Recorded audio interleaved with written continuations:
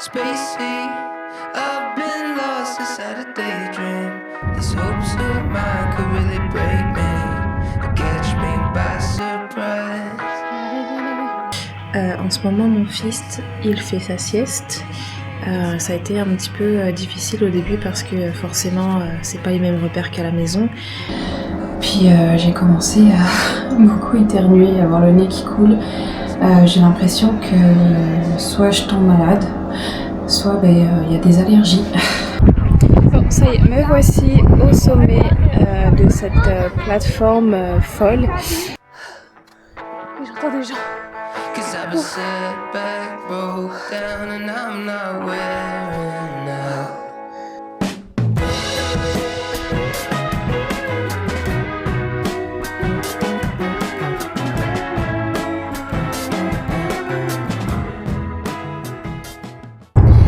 Alors ça y est, nous avons officiellement quitté Mont-Tremblant.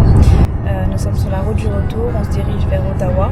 Mais entre temps, on va s'arrêter à Montebello. On va faire une petite pause là-bas parce qu'on aimerait aller voir le château Fermont, que ce soit à l'extérieur ou à l'intérieur. Apparemment, ça vaut vraiment le coup d'être visité. Je sais que cette vidéo peut paraître comme un vlog de voyage à Mont-Tremblant, mais croyez-moi, c'est absolument pas l'objectif aujourd'hui.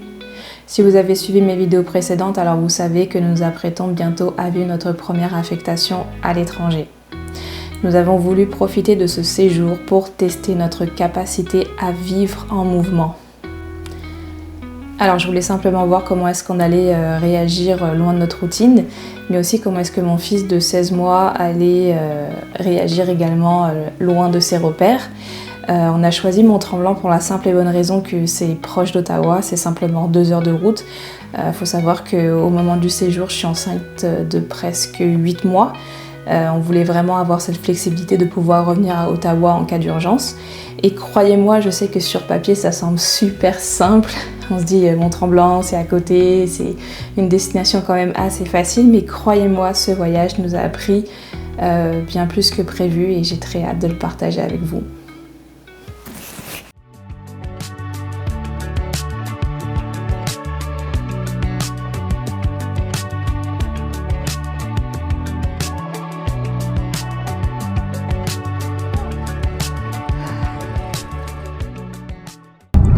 Ça y est, on est enfin parti de la maison. On a réussi à mettre vraiment toutes les valises dans la voiture. Je vous avoue que la voiture n'a jamais été aussi pleine. Bon, on est encore sur la route, mais on a déjà fait la moitié du chemin. Mon fils est endormi au bout de 15 minutes sur l'autoroute. C'est ça qui est incroyable avec les voitures, les enfants s'endorment très facilement. On ne sait pas encore si on s'arrête pour manger. Comme notre fils il dort, je pense qu'on va continuer de rouler encore un petit peu. Puis s'il se réveille, là on pensera peut-être à s'arrêter quelque part et manger un petit quelque chose.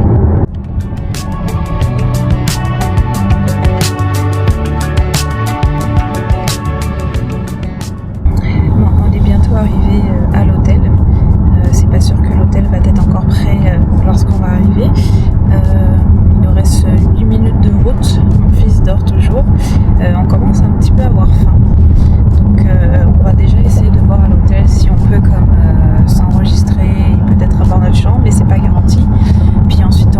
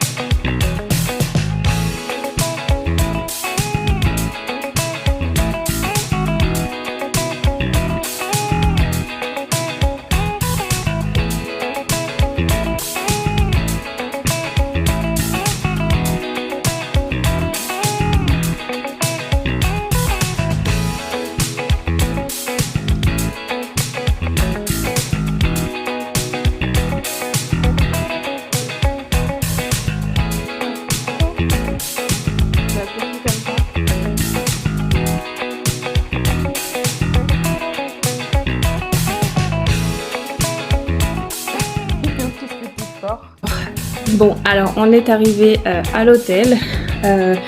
On a donné à manger à notre fils. Tout s'est bien passé.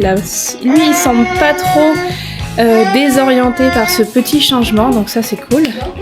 On a ramené les mêmes choses qu'à la maison, donc ça permet d'avoir les mêmes repères. Moi, je suis essoufflée par contre, parce que j'ai déjà commencé à courir après lui. Oui, là on s'apprête à sortir, c'est à notre tour de manger. Pendant que nous on va manger, lui il va manger un petit dessert comme un yaourt ou une petite compote qu'on va emmener avec nous. Donc on ne sait pas encore où est-ce qu'on va les manger, mais on va trouver une bonne petite place. Bon, on s'est arrêté pour manger dans une crêperie. Puis j'ai commencé à beaucoup éternuer, avoir le nez qui coule. J'ai l'impression que soit je tombe malade, soit y a des allergies. Donc ça commence bien, on vient juste d'arriver, puis j'ai mon nez qui s'est mis à me faire des mauvais tours. J'espère que ça va passer.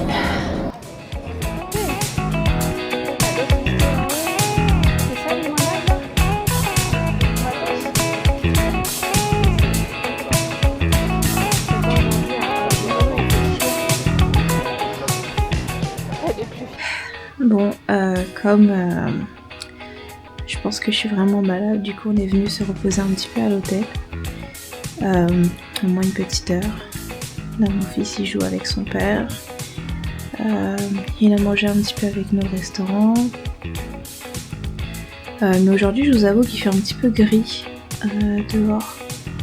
La température n'est pas non plus hyper ensoleillée. Donc on espère que ça ira mieux un petit peu pour les prochains jours à venir. Times change and there's no one left to pick the pieces up. Not fair when I'm all alone to help you in your times change right in front of me. Truth is I don't need to see. I could sit around and see.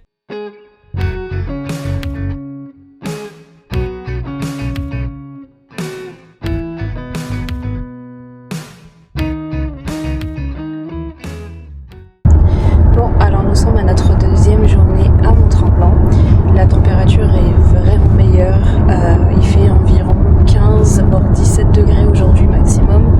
Donc c'est parfait pour aller marcher un petit peu dans les sentiers sans qu'il fasse pour autant trop chaud. Là nous avons décidé aujourd'hui d'aller visiter le sentier des cimes, car apparemment il y a une vue qui est panoramique là-bas, donc il faut absolument qu'on aille voir. J'ai très hâte aussi. En ce moment mon petit garçon il dort. Lui à chaque fois qu'on rentre dans la voiture il dort. Donc c'est ça qui est bien avec les enfants, c'est que un petit trajet en voiture et ça y est, il dort. Donc on espère qu'il va dormir pour assez se reposer et être en forme pour notre première activité.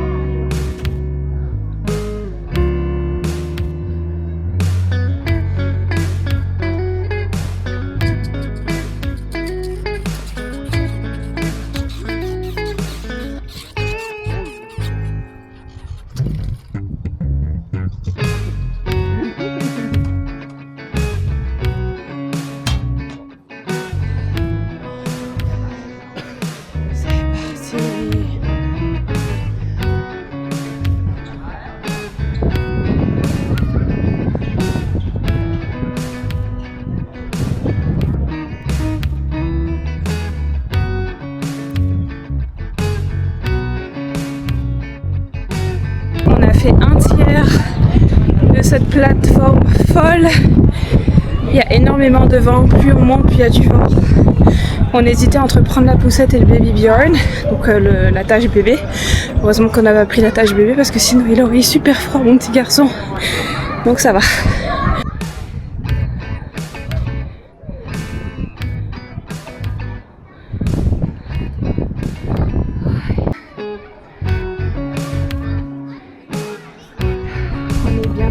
arrivés. Bon, allez, on m'arrive avec mon fils là-bas. On est presque arrivés.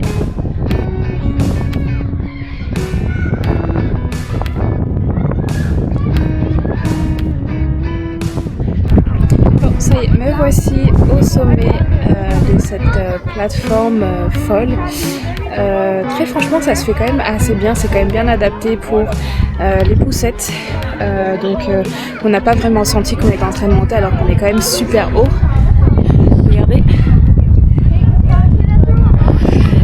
Donc ça se fait super bien, je suis quand même fière de moi. J'ai accompli ce petit défi que je m'étais fait moi-même en étant enceinte de presque 8 mois. C'est certain que ça tire un petit peu sur la corde, mais ça peut se faire très bien. Voilà. Donc là, maintenant, il faut redescendre. Non, on va pas là-dessus.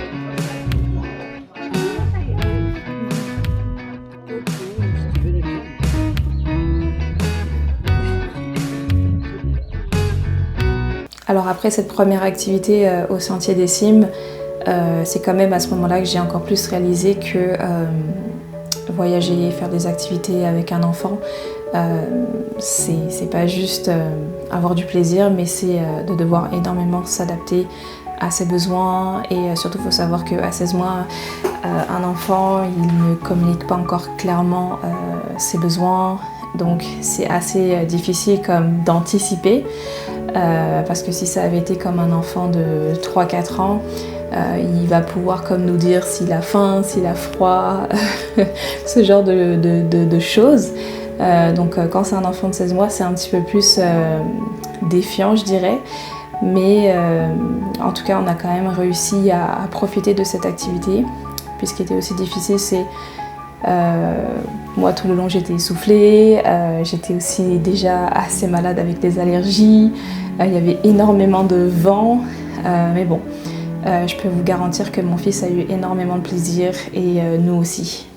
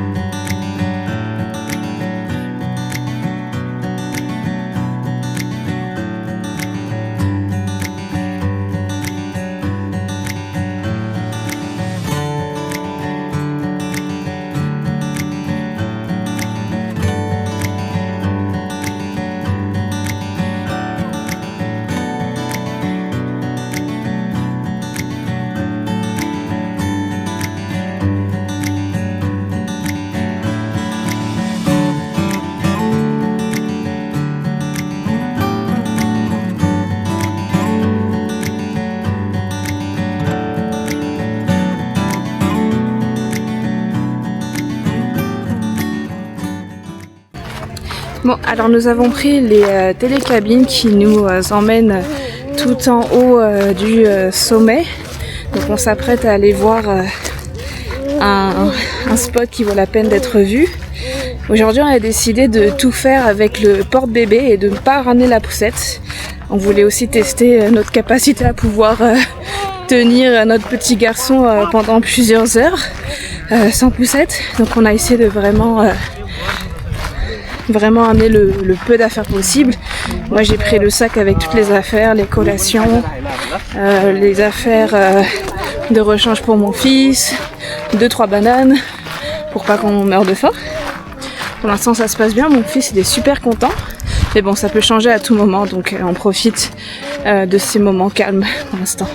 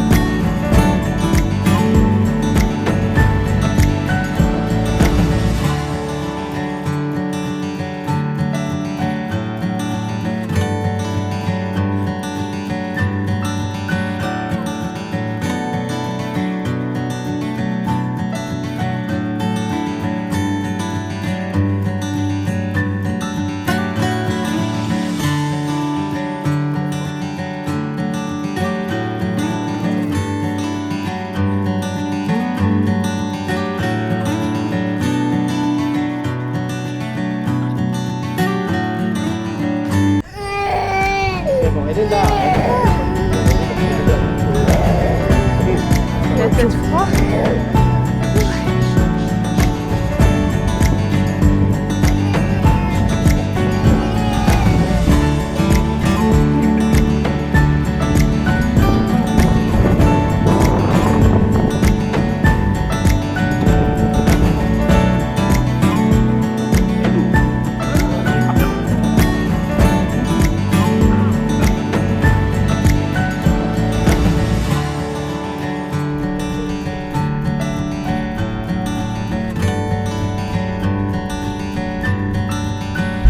Bon, alors là, nous avons repris les télécabines. Nous sommes en train de faire la descente.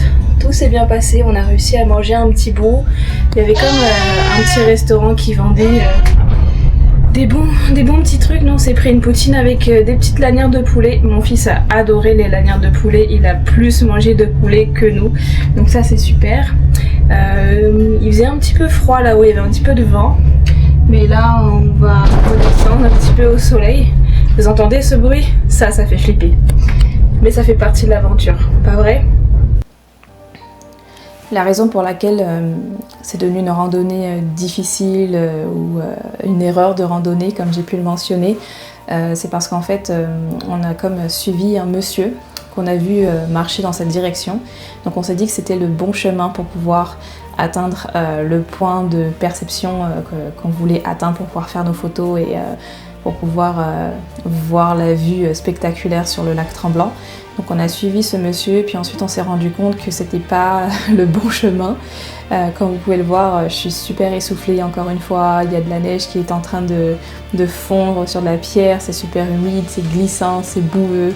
Et je vous avoue que j'ai eu peur quand même de tomber à plusieurs reprises. J'ai eu peur aussi que mon mari tombe aussi avec mon fils parce que lui il avait dans le porte-bébé et puis on n'était pas comme prêt à cette situation, mais on a comme dû s'adapter. On a décidé comme de pas faire demi-tour à ce moment-là parce qu'on s'est dit que non, ça peut pas être aussi long, mais c'était quand même un très très bon challenge, je vous avoue. On a quand même réussi au bout du compte, mais si c'était à refaire, je pense qu'on aurait juste comme fait demi-tour.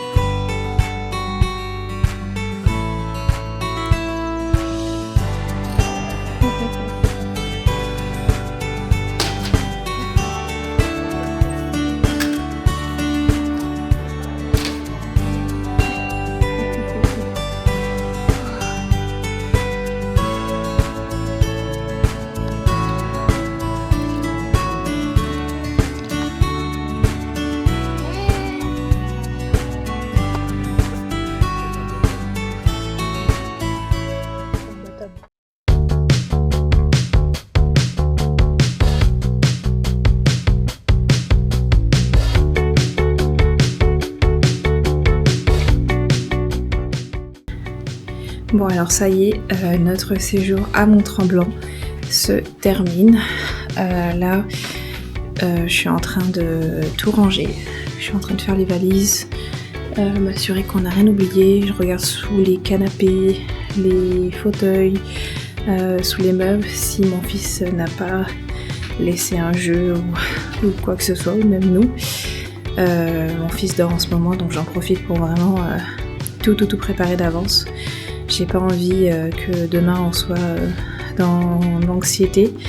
Donc c'est pour ça que là je suis en train de vérifier tous les sacs, voir s'il y avait des choses à jeter, qu'est-ce qu'on a laissé dans le frigidaire. J'ai également lavé tous les biberons pour pouvoir emmener. J'aime pas trop ramener des affaires qui sont sales. Donc je préfère vraiment tout laver d'avance.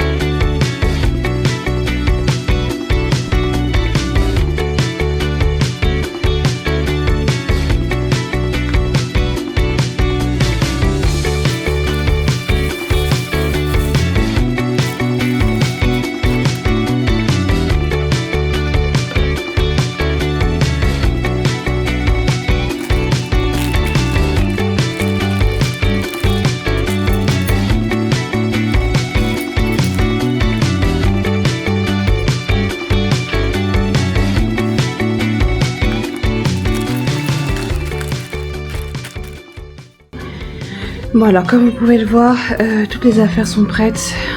Ça c'est valise, notre valise qu'on a prise pour 3. Un petit sac ici pour mettre toutes les chaussures et les jouets. Les sacs de linge sale, d'autres valises. Oh excusez. Atchoum, faut que j'éternue parce que oui j'ai encore quelques allergies. La poussette. Ça c'est mon fils qui veut absolument voir qu'est-ce que je filme.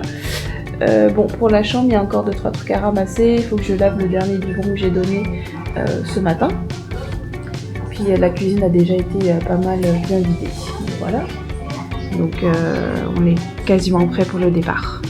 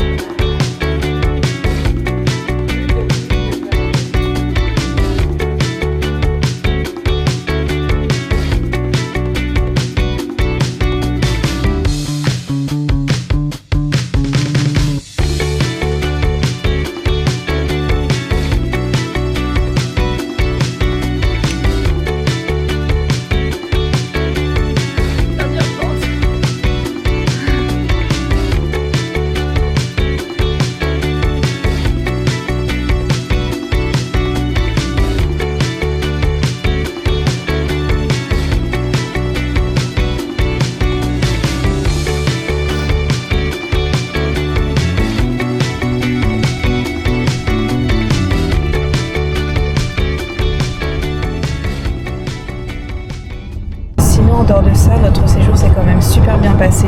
On a réussi vraiment à adapter toutes les activités en fonction des siestes, des crises, des repas de bébé. Donc on a quand même réussi à vraiment tous en profiter. Je pense que mon fils a énormément aimé ça. Je pense que c'était vraiment une des premières fois qu'il était énormément à l'extérieur. Donc ça a été une bonne première pour lui. Maintenant ça va être très dur de retourner à la maison à nos occupations habituelles. Mais voilà, ça a fait un petit break, on va dire, dans notre petit quotidien.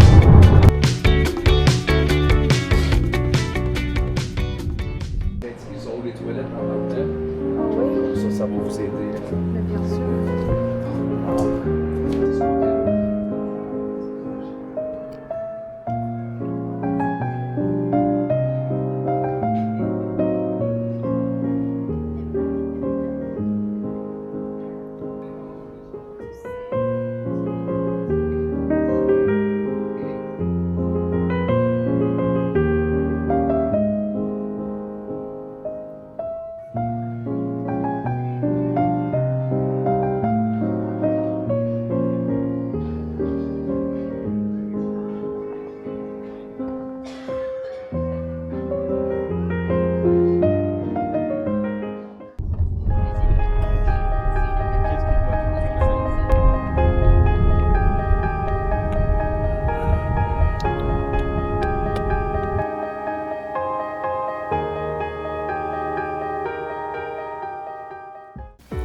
Bon alors, le voyage s'est achevé.